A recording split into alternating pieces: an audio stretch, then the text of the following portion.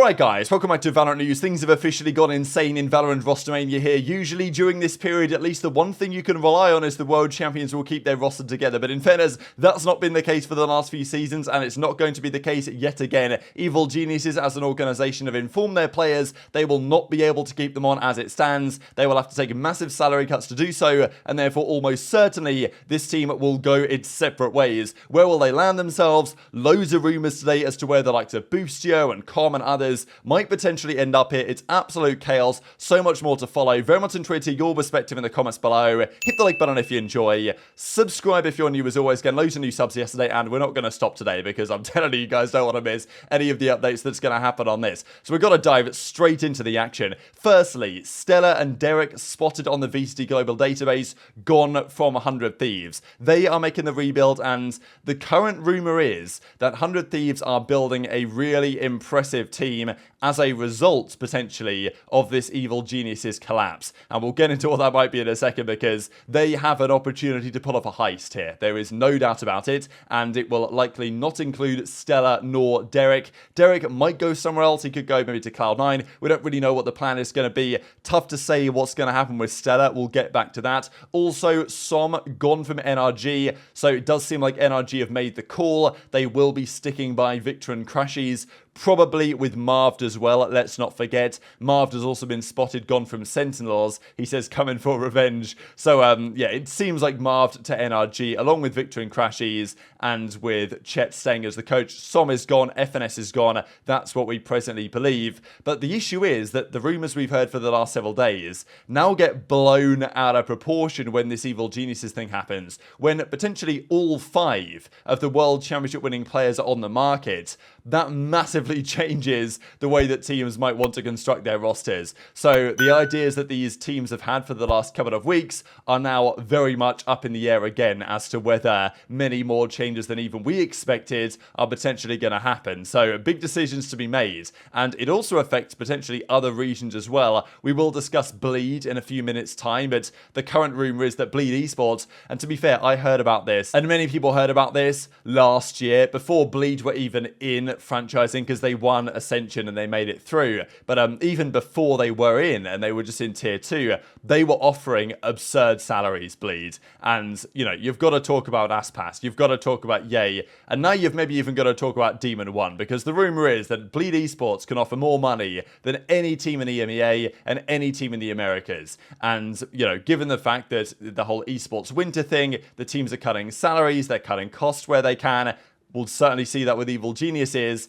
Maybe you just take the money while it's there. And this is where things are going to get really interesting for that Bleed Esports duelist spot, which is potentially up for grabs. Now, T1, it's been confirmed, Izu, King, and Excurate will all be joining their team for next season. Excurate, of course, former Counter-Strike player, retired, I believe, last season. I remember watching him a fair bit back in the day. He had some few very nice highlights, I think, on Inferno. And he is the brother of Forsaken, who is on Paper X. So we thought, could he potentially join Paper X instead of Jing? That's not the case. That's going to be Monyet, we believe, formerly of Global Esports. But Excurate will be on T1, which is, you know, that's a really nice rivalry, right, between the two brothers there. Excurate comes in versus Forsaken. That's going to be exciting, but that has now been officially confirmed.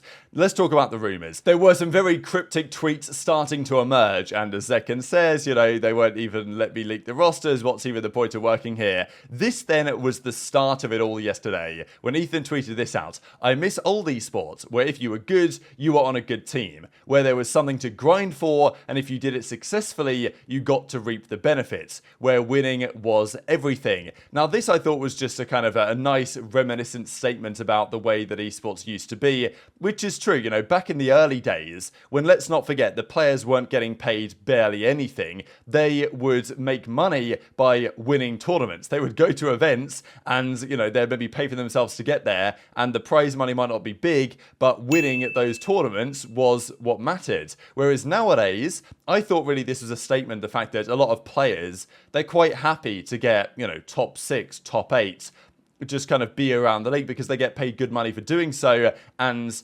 winning is not really everything like it used to be back in the day when the players, it was super cutthroat and you really were playing for your livelihood when you got to a grand finals, whereas nowadays it's not necessarily the case because whether you win or lose, you're still getting paid big money. Now, that might not necessarily be lasting forever because as time then progressed in the day, we got another tweet from Ethan that said, winning is cool, sucks that it doesn't matter anymore. Com says, nope, not at all. And I think you can fairly clearly read from this that things are happening at Evil Geniuses. I will say it's incredible how Evil Geniuses managed to have one of the greatest Cinderella stories. Like, as an organization, nobody's really liked EG. I know they've got some fans, but the way they've managed things, the way they've managed their CSGO project, it's been an absolute shambles. Loads of things behind the scenes have been a disaster. But somehow, they got themselves in a position where they actually formed a really good Valorant team that ended up actually winning the World Championship. And they got a lot of community goodwill as a result. People supporting EG.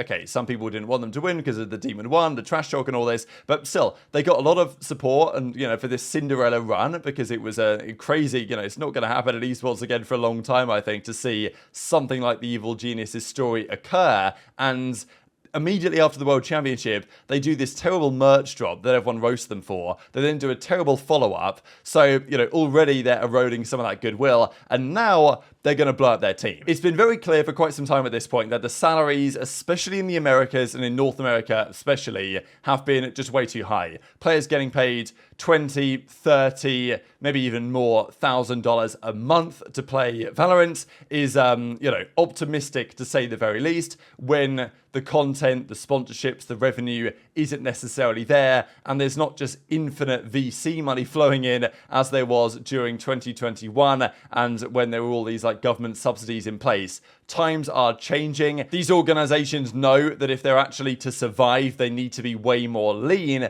but you would think that a World Championship winning team wouldn't have to deal with this, but the problem is that they do. And it's been a thing in the Call of Duty League that I follow very closely, of course, in the last couple of years. 2 different teams, I believe, 2 years in a row that won the World Championship were told by their organization, we've got to give you guys a pay cut. We simply can't make it work business-wise. But both of those teams, if you guys are interested, FaZe and then LA Thieves respectively, decided to take those pay cuts because they wanted to stay together as a team. And the pay cuts weren't absolutely drastic. They were good enough to accept, given that they're expected to win a lot in prize money anyway. But that's not the case, it seems, with Evil Geniuses. The belief is that they are going, you know, all the way down. They're going from big salaries to not big salaries at all. And this is where those players now feel, well, you know, if I'm going to be going from this big salary to, you know, probably not too much above a minimum salary, I might as well go somewhere else. And certainly some of those guys will, and therefore, if the team is breaking up already, might as well all consider options. So Evil Geniuses, as according to purists as of last night, let their starting roster explore their options. If they do stay with the org, they would be subjected to a significant pay cut. So, I mean, this is wild, straight up right. The world champions breaking up is wild, and as I've mentioned before, you know, it's incredible how EG managed to so quickly erode the goodwill of the community. As a Sentinel say, do EG know they won champs? Now, winning champs isn't everything, but if they were overpaying their players compared to what they can afford massively before champs, and now they have to give them such a mega pay cut that no one really is going to accept that offer, the team's going to blow up. And we've seen teams that have won the World Championship blow up over the last couple of years, but it's happening again. And here's Ethan with his, success for Evil Geniuses in CS and then in Valorant over the last several years. And it almost seems like kind of what he's saying is goodbye to EG, but also, look, to my next team, this is what I've achieved, and therefore, give me a spot type thing, because these players are now competing for spots. And as Com says, time for the Som-Cobb duo, which is, that'd definitely be kind of crazy. I have nothing left, he says. It's really sad for these guys because now they're out of a job, and where they're going to go, this is crazy stuff. So Evil Geniuses are going to rebuild from the ground up with probably minimum salaries are very close to it, and maybe 1 or 2 of their players stay, maybe they all go their separate ways. Who knows what's happening with EG, but that's absolute madness. The question is who capitalizes on this? Who gets Demon1? Who gets Ethan? Like, who signs these players that are the reigning world champions and played so well over the last couple of months? It seems like maybe 100 Thieves are the team that's going to try and do this, because FNS's tweet here, I believe, is pointed at that direction. Stop creating your lineup lineups, no one will touch the team that I just heard about. So this was, as of last night, late last night, the version 2 of Flynn's spreadsheet, because when all the drama happened, he had to make an updated one, and this is his updated one. Sentinels, we believe that we know. Cloud9 apparently is Oxy, Zephyr, Jake Vanity looking for one. Very interesting. Evil Geniuses, all of these guys are now unlikely, or apparently in Boostio's case, is like almost certain that he's gone. And the theory is that he's going to 100 Thieves. That is the update that we have as of right now, that 100 Thieves are forming a team that looks something like Cryo Asuna to stay, Bang to stay, and then Boostio as their new IGL, which is, that's pretty mega. If they get that done, that's pretty mega indeed. And it might be EU, right, like joining as well. It might be somebody else, but it could be Flyer. There's lots of options still. But 100 Thieves should, I think, take their chance if they can to capitalize on this. The other thing is, where does Demon1 go? Does he stay? Does he go? You know, now if you're NRG, you're thinking, well, you know, we were bringing Tex in, and we had this Marved, Crashies, Victor, Valen thing, and Valen's now unlikely, and maybe they can get another option there. But now it's like, well, if Demon1's available, someone's got to give that a go as well. So, I mean, it's absolute madness. Fluorescent as well actually was spotted here on the VLR forums discussing the new 100 Thieves roster, and she says something pretty similar, but she actually says Boostio and Xander, Cryo, Bang, and then it's between EU and Asuna, which is, you know, interesting. But this seems to be the general perception now that Boostio to 100 Thieves is pretty much going to be a done deal. But then it's like, where does Demon1 go? Because he's the MVP of the season, the best player of the World Championship, hands down.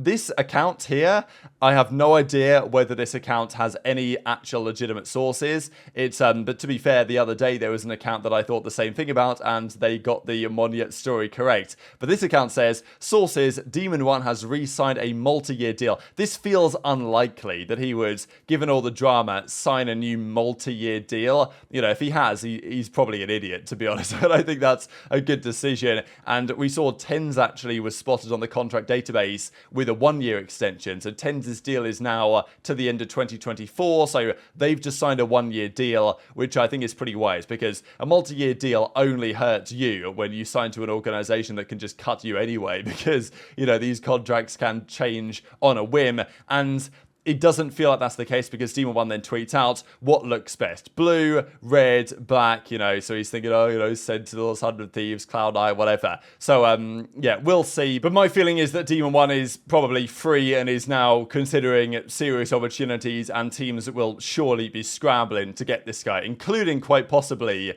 Bleed Esports themselves, as we discussed a few minutes ago. So just as we close out the video, I wanted to mention, we did another really awesome documentary. I know a lot of you guys checked out and enjoyed the Rise and Falls of Sentinels one, and we've done another one on Evil Geniuses. That's over the Breaking Point Valorant channel if you guys want to go check it out. It's funny because at the end of this, we actually discussed what the future might hold for these guys, and why, given the nature of Evil Geniuses, it might not be good. And it turns out that some of these talking points are coming to reality. So very much intrigued to your thoughts in the comments. Hit the like button if you enjoyed, subscribe if you're new, take care, and I'll see you next time.